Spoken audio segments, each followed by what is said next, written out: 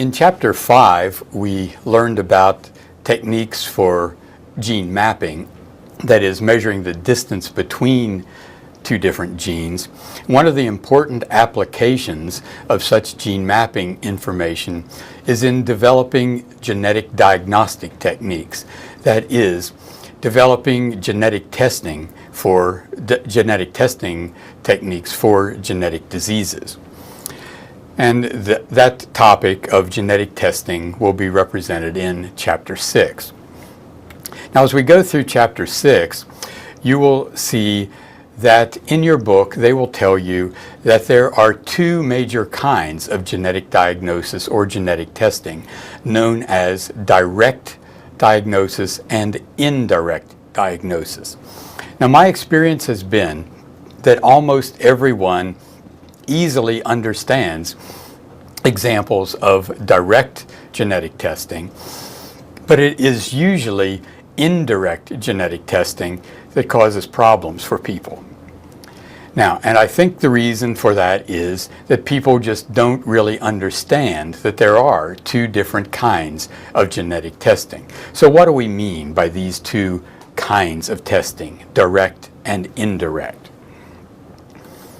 This line could represent a chromosome or a DNA molecule, and somewhere on this chromosome or DNA molecule there is a mutation that is causing a genetic disease. Now, sometimes we know exactly what this mutation is, and we know exactly where it is. As an example, everybody with sickle cell disease has exactly the same mutation. And so if we have a patient with sickle cell disease, we know exactly what and where that mutation is. And that will allow us to develop a genetic test that will look exactly at the site of that mutation. Another example might include Huntington's disease. Patients with Huntington's disease have their disease because they have a trinucleotide repeat expansion in the huntingtin gene. So we know exactly what and where that mutation is. So we know we can go to the lab and develop a genetic test that will look exactly at that huntingtin gene and will detect that trinucleotide repeat expansion. So we can develop a direct test for that mutation. As another example, most of the cases of cystic fibrosis are caused by a particular 3-base deletion. Approximately 70% of cystic fibrosis patients have this particular 3-base deletion. And so if you have a patient with that 3-base deletion, you know exactly what and where that mutation is, and you can go to the lab and develop a direct test that will exactly look at the site of that mutation. However, you don't always have that information. Sometimes you don't know exactly what and where the mutation is. For example, in the other 30% of cystic fibrosis patients that have a different mutation, you don't know what or where that mutation is, so you don't have any way of developing a direct test for that mutation. In such cases, if you don't know exactly what or where the mutation is, what we must test for is one of those DNA markers that we talked about earlier, the RFLPs, the VNTRs, STRs, or the SNPs. That is, this represents an indirect genetic test. That is, what we have to do is identify one of those DNA marker genes that is tightly linked to the site of our mutation.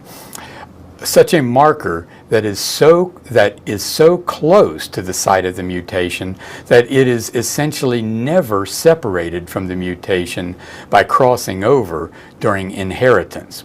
And the idea would be that if in a particular family we can associate the particular allele for one of these DNA markers, for example, maybe the upper band on a southern blot, as being tightly linked, associated with the mutation in this particular family, then by following inheritance of that upper band on the southern blot, we will assume that the mutation is carried along with it in that particular family.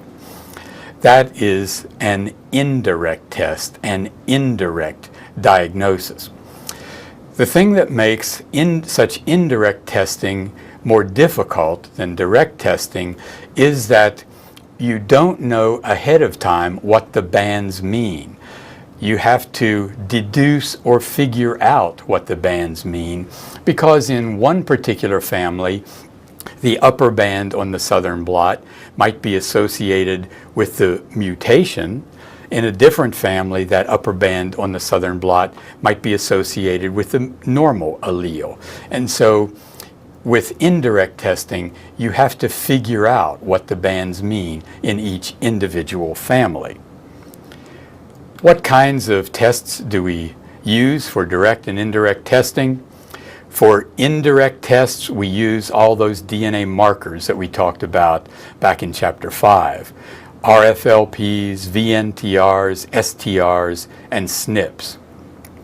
What about for direct tests, where we do know the particular location and type of mutation that has occurred? Here are a few examples of direct tests that we can sometimes use, and as we go through this chapter, we'll see some other examples as well. PCR can sometimes be used for direct testing.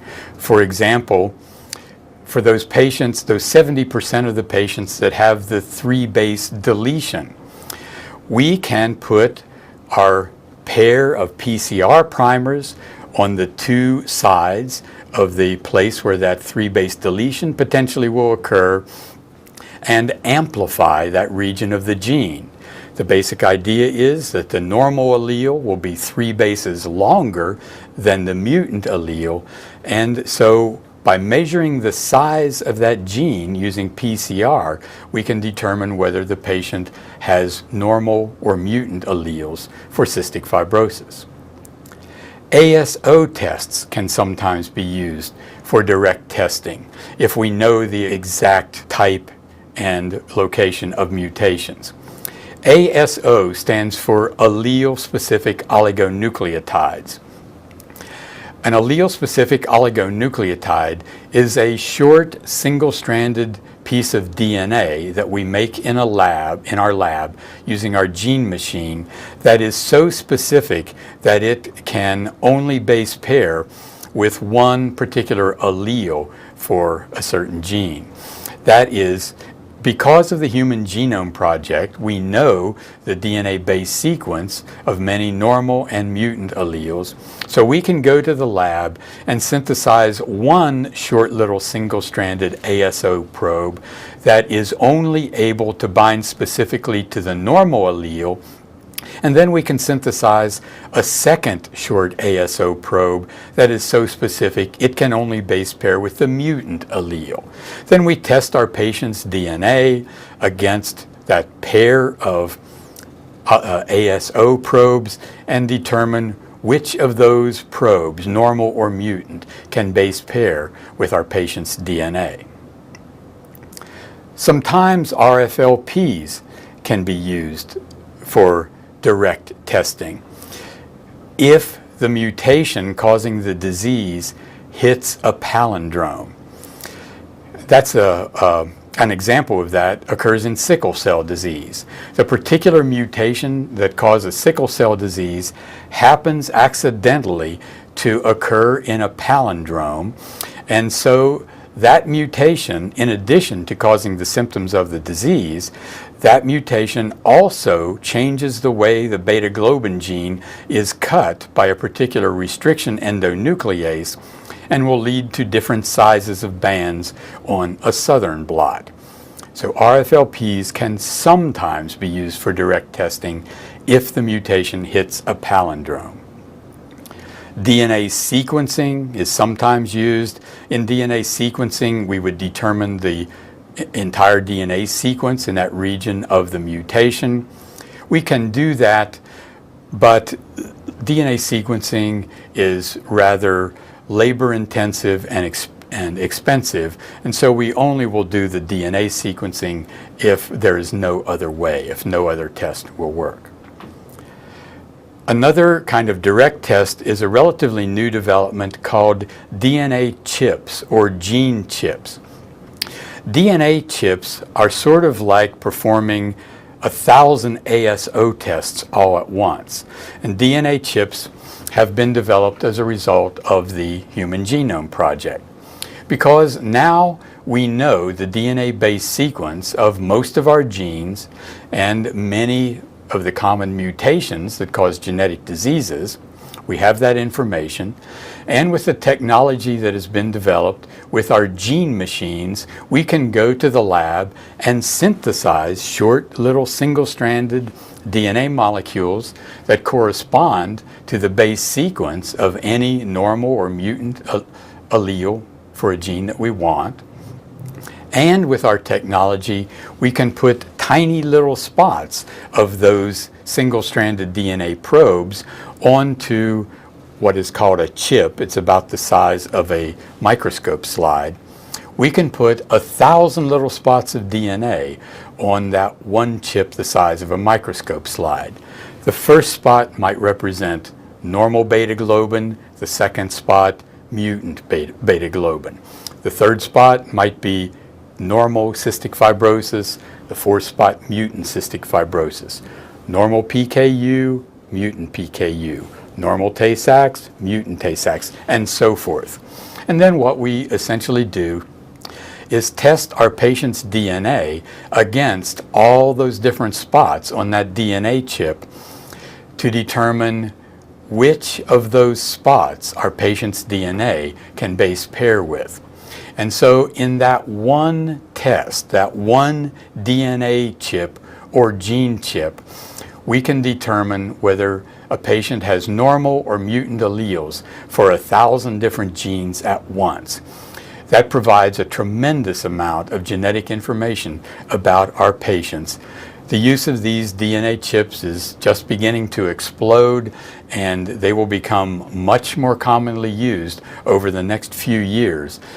The use of these DNA chips will provide physicians with a wealth of genetic information about their patients, so we will be able to do great genetic counseling for our patients in the future as a result of these tests.